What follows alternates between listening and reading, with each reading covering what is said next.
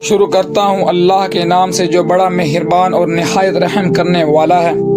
تمام تعریفیں اس اللہ کے لیے ہیں جو زمین و آسمان کا مالک ہے، جو زندگی دیتا ہے اور موت دیتا ہے، اور جس کے سامنے ہر بندے کو ایک دن حاضر ہونا ہے۔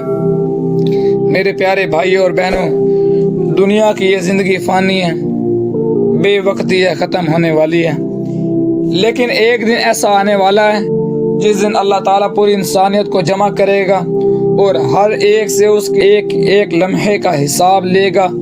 قرآن کی آیت اللہ تعالیٰ فرماتا ہے فَوَرَبِّكَ لَنَسْأَلَنَّهُمْ أَجْمَعِينَ عَمَّا كَانُوا يَعْمَلُونَ، سو تیرے رب کی قسم ہم ان سب سے ضرور سوال کریں گے ان اعمال کے بارے میں جو وہ کرتے رہے۔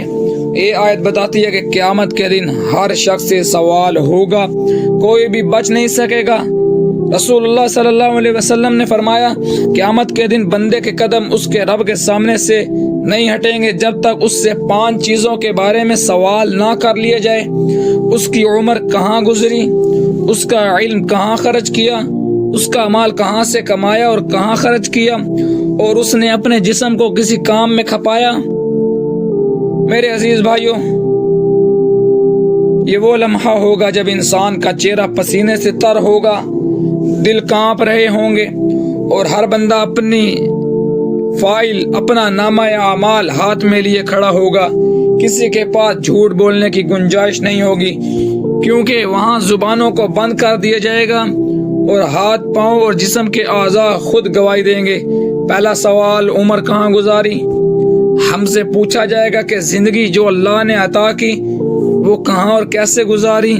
کیا ہم نے اس کو عبادت، نیکی، خدمت اور خیر کے کاموں سے گزارا یا گناہوں، لہو و لعب اور غفلت میں ضائع کر دیا؟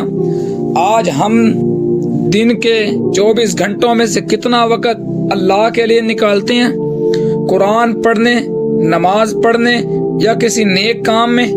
یہی وہ وقت ہے جس کا ایک ایک لمحہ قیامت کے دن ہمارے سامنے پیش ہوگا۔ دوسرا سوال، علم کہاں خرچ کیا؟ اللہ پوچھے گا میں نے تجھے علم دیا، عقل دی، قرآن سننے کا موقع دیا، تو نے اسے کہاں استعمال کیا؟ کیا ہم نے اپنے علم سے دوسروں کو فائدہ پہنچایا یا صرف دنیاوی فائدے کے لیے اسے ضائع کر دیا؟ علم کا حق یہ ہے کہ وہ انسان کو اللہ کے قریب کرے، نہ کہ دنیا کے پیچھے دوڑانے والا بنائے۔ تیسرا اور چوتھا سوال، مال کہاں سے کمایا اور کہاں خرچ کیا؟ یہ 2 سوال بہت سخت ہیں۔ اللہ پوچھے گا کہ تم نے مال کہاں سے حاصل کیا؟ کیا حلال طریقے